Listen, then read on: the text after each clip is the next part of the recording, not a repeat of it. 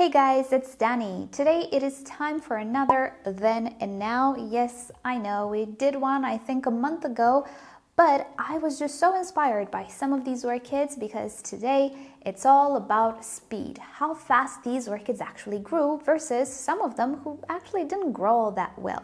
It's really interesting to see how some orchids, even belonging to the same genus, just grow at different rates. And it's always nice to look back in time and see where it all started. Luckily, I do have all of these orchids filmed for a few years now, so let's just look back in time and see how far along these orchids have come. So don't forget to give this video a like if you end up enjoying it, and why not subscribe? I post 3 times a week. For those of you who are new or just missed the video, we do have a fundraiser campaign going on at the moment called Orchids at Heart, which aims to gather money for Doctors Without Borders. More information down below in the description. Alrighty, let's start with an orchid, which is actually really new. This is a special orchid. It's one that I will love forever because it's one of the orchids that spent 100 days in a box on transport to reach me. It was during the beginning of lockdown and all of that, so post offices didn't work so well.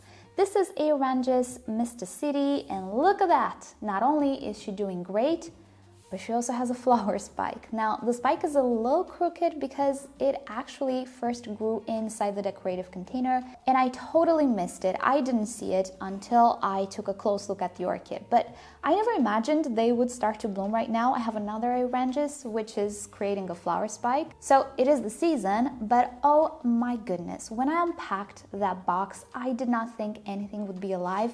Well, the Aerangis was alive, super dehydrated though, and it just made a full recovery. It acted like it never happened. So interesting, right? Well, this is because it is actually a pretty drought-tolerant orchid. I didn't imagine so drought-tolerant. I would expect this from a Cattleya or even a Vanda, not necessarily the Aerangis, but now I know. In that box there was another very not tolerant orchid which didn't make it. But this one, ever since I got it, she grew an entirely new leaf, which as you can see is not very tiny. She's not a very setback orchid, plus this flower spike which already has some buds, which I almost missed. So talk about vigorousness. And this is not a hybrid, it is a species. It hasn't been obtained from the wild or anything of the sorts, just to be clear in case you are confused. It has been obtained by a nursery through propagation methods, either through seed, either through cloning, which I believe is the most popular way of propagating orchids, but it hasn't been hybridized with a different species to obtain something that you wouldn't find in nature. So again, very vigorous little species, highly recommended, and I cannot wait to see the blooms. Next up, we have one of the kittens, actually the Cattleya seedlings. This is the Cattleya dowiana variety Rosita, which is the first dowiana that I ever received. I do have a few more right now. This one though was super tiny when I received it. I wouldn't call it the flask size, but it was quite tiny. Looking back now, I can see she did develop a lot. A little side note here, I am pretty sure I set back my Cattleya seedlings because I tried all sorts of different media with them. They all survived these transitions and they didn't respond as bad as other orchids, but I think I do see just the tiniest bit of setback. Anyway, after about 3 years or so, here we are today. Look how tall this new growth is. We are fast approaching mature size. I don't think this is mature. This is supposed to be quite a tall Cattleya, so I really don't think the growth will bloom. Even if it has a sheath, it's still a little too tiny. But next year, who knows, we might actually have flowers from this orchid. Now the thing is, the dowiana is one of the most coveted and most popular and famous Cattleya orchids out there. Again, it's a species, not a hybrid, and when you purchase this orchid, most probably you will find it at a very young age, very similar to the initial size of this orchid because it's just more affordable. If you do manage to find a completely mature orchid, most probably you are going to pay a little bit more. Don't imagine 3 figures, we're not in that territory with orchids pretty much for the main part. But the thing is, it's really not very easy to find a completely mature dowiana, or at least it wasn't that easy a few years ago. Maybe today things have changed. I still don't see it very available at a mature size in nurseries, all that I see are seedlings, and they're quite common as well. They became common in recent years. So this orchid is so famous because of its beautiful flower that is also supposed to be scented, and this particular one is supposed to be the more pink variety. That's why it's called Rosita. There is a golden variety as well, which I have in a seedling size as well, but this one is the first one that I ever had, and it's the most advanced one. So fingers crossed, maybe next year we're gonna see one little bloom. Next up here we have another Vandaceous orchid, but this is an Ascocentrum. This is the christensonianum, which I got about 2 years ago or so, and he was tiny, but I mean tiny. I thought he was a seedling. He wasn't. This is a pretty miniature sized Vandaceous orchid which can grow very tall. It's just not very wide, but still I thought that I received a seedling. To my surprise, that little thing bloomed. I think it was last year. And behold, this year, I believe it didn't only double in size, I think it kind of tripled in size. And PS, now that I look at it, I think I have a little flower spike on the way, which is super awesome because the flowers are really, really pretty and just as tiny on this orchid. Now, again, Vanda's not known to grow super fast. This one is a fast grower. It will grow tall. I do see pictures on Google with these orchids being very, very tall. I do have a little bit of a plan. I have a sort of cocoa fiber pole, which is not very thick, it's kind of thin, very suited for this orchid to provide some extra support. Because I believe, being that the axis is so thin, it's going to become very flimsy and very wobbly pretty soon. And if you can accommodate the very tall growth, I think you're really going to like this orchid. It's not very showy, it's not in your face. It's rather subtle and delicate, so if you really like these types of orchids, definitely keep this one in mind. Next up, we have the Bulbophyllum Daisy Chain crossed with the purpurascens, which has just been in bloom. We've talked about it all summer long, and I think most of you already know it. But I don't know how many of you remember how this one used to look like. So look at this guy now, and let's roll the footage from when I purchased it, I think. I was curious the other day how big this particular orchid is because it just seems to me like it outgrew its pot really fast. And I always thought it was already kind of big when I purchased it, but no, it really wasn't. Look at him. He was rather tiny in comparison to how he looks now. And I do believe I purchased him about 2 years ago. I will make sure to include in the screenshots the year of the videos that I take as reference, which I will link you to down below if you just want to visit them and see them separately, because this is how I keep track of my orchids. I look at the upload date, which, if some of you don't know, all videos have. YouTube will always publish the upload date either in the description, either right under the video. There is no way to cheat that, it comes from YouTube. So anyway, this is one of those orchids that absolutely surprised me when I saw it. How it looks like, I definitely don't remember. I do have a very good memory when it comes to my orchids. I remember details when I purchased them and things of the sorts. But I do have a lot of orchids, definitely this one. I did not remember it was so tiny. It's so fascinating to see how fast it grew. Now, bulbophyllums are not necessarily the fastest growers, but if they have multiple directions of growth, they will take over the pot pretty fast. And of course, if they're healthy when you purchase them, which this one was, and look at him now. It is one of my favorite bulbophyllums, if not my favorite orchids. The blooms are absolutely wonderful.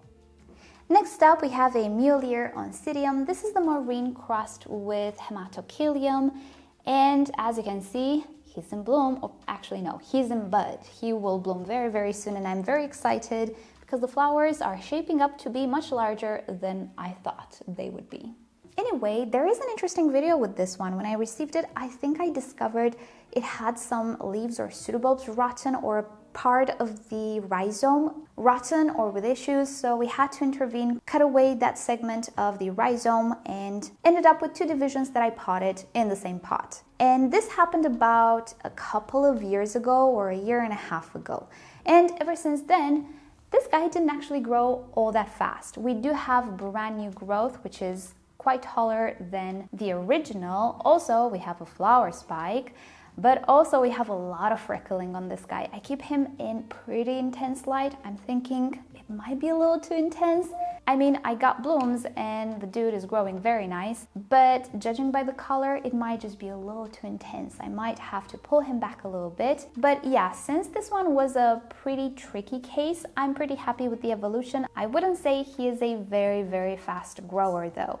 I know he looks a little bit like a Cycopsis, but no. He's not even an Oncidium anymore. I think he's a Trichocentrum or Trichoglottis. I always confuse these two genera. Anyway, you're gonna have proper names in the tag down below. But yeah, since I didn't actually make any type of updates on this orchid, there he is. He is just not a fast grower, but he's looking great, very freckled, and almost about to bloom. Next up, here we have a Vanda. We actually did take a look at it recently, but I didn't show you how this one used to look like, or one of the videos in which I feature it. This one was sent to me as a pretty sickly type of orchid, and I do believe it had fusarium. So at some point, it was almost rootless because I had to cut away quite a lot of the stem, after which it completely lost almost all of its leaves. And I think the footage that I'm gonna show you is when it was really yellow. Yeah, those leaves, they didn't really survive. Some of them greened up a little bit, the ones towards the top, but most of them just fell off. And I will admit, ever since then, the orchid has been a little bit struggling due to inadequate moisture. I did have an issue with hydration with Vandas, but luckily I solved it with pots, and nowadays, look at her. She's looking pretty great, unexpectedly great, considering at some point she looked kind of like this. This is all I had on it, maybe 3 or 2 leaves or something of the sorts. And I do believe I have her for 3 or more years at this point, if not 4 years or so, which is a long time to wait. But I'm happy to say that finally she's looking okay, she's not stressed anymore, and I think she will continue to grow much faster from now on. Speaking about speed, if you set back orchids, you're looking at extended times in which you will wait around for the orchid to do something, meaning to bloom, but it will just focus on recovering from whatever set it back. So if there is any way to avoid setback, do it, but sometimes after root loss or leaf loss or things of the sorts, you kind of have to deal with some setback.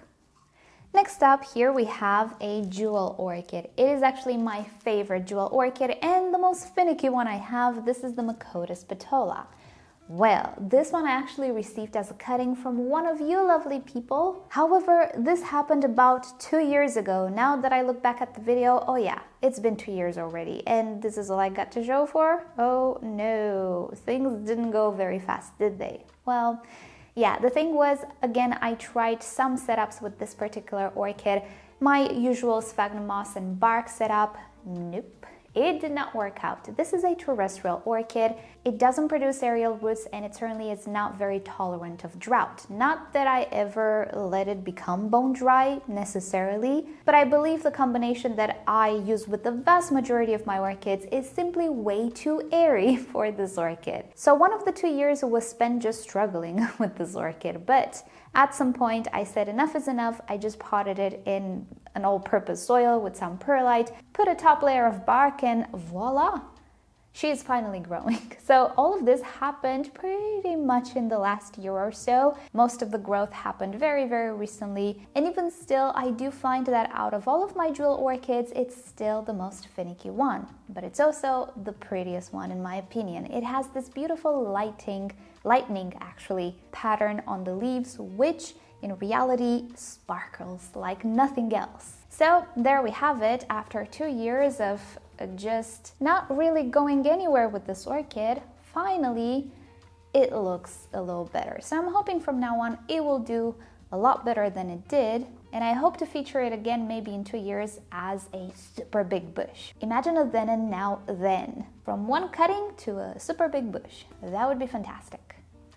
And speaking about setback, the last orchid we're gonna look at is my Dimorphorchis lowii, which he's so tall, finally. Now, I received this orchid 3 years ago, or I don't know. I will have to check the video. This is a vivacious type of orchid, and it used to be a very coveted orchid at the time. Maybe it still is, because it produces 2 types of flowers on the very same flower spike. It was soaking wet when I received it. I thought I was gonna lose it. I didn't, but it wasn't the happiest. And then what I did was I put it in all sorts of inorganic media, which I cannot say it appreciated. It kind of dehydrated for the majority of its life, pretty much with me, until finally I decided to give up those things which are very good setups, but they just don't work in my climate, and went ahead with my current medium, which is a combination of bark and sphagnum moss, and behold, finally, we are picking up growth.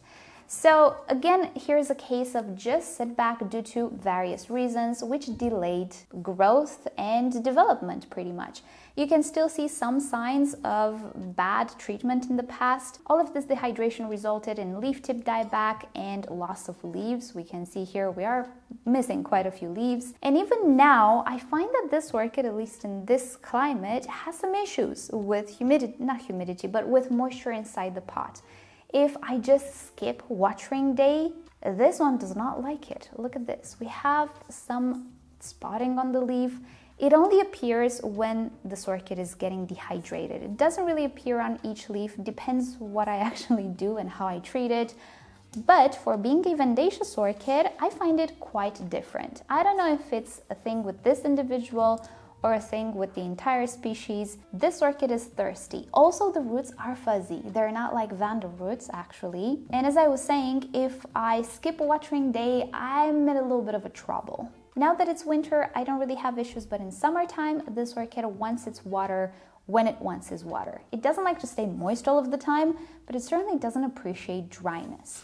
But I do believe that finally we are on the right track. It's just gonna take years and years and years for this orchid to mature and bloom, pretty much. So I guess we're gonna talk again in 5 years or so. And that is about it for today. Thank you guys so much for watching. I hope you've enjoyed today's video, and remember that down below in the description you have additional links to the initial videos for these orchids and other stuff that I like to share. And with that said, I hope you all have a great day. Subscribe to my channel for more orchid videos, tutorials, experiments, updates, and other fun orchid subjects. If you wish to support the channel, do consider becoming a member or visit the merch store linked down below in the description. You can also follow me on Instagram and Facebook. It's always nice to stay in touch there as well. And I'll see you next time. Bye!